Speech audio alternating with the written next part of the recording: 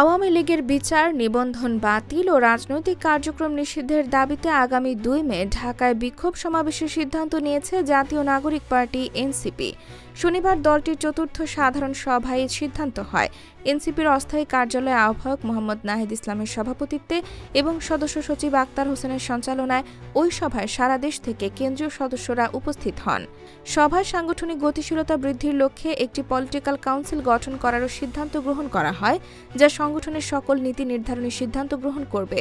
Political council কর্তৃক গৃহীত সিদ্ধান্ত বাস্তবায়নের সভায় একটি নির্বাহী কাউন্সিল গঠনের সিদ্ধান্ত নেওয়া হয়েছে। ৩ মাস পর এ কমিটি অবস্থা বিচারে নবায়ন, পুনর্মূল্যায়ন বা নতুন সদস্য অন্তর্ভুক্ত করা হবে। একই সঙ্গে এ সভায় দলের গঠনতন্ত্র প্রণয়নে ৫ বা ততোধিক সদস্যের সমন্বয়ে একটি গঠনতন্ত্র প্রণয়ন টিম গঠনের সিদ্ধান্ত গৃহীত হয়। ওই টিমকে আগামী ১ সপ্তাহের মধ্যে দলের খসড়া গঠনতন্ত্র প্রণয়নের নির্দেশনা প্রদান করা হয়।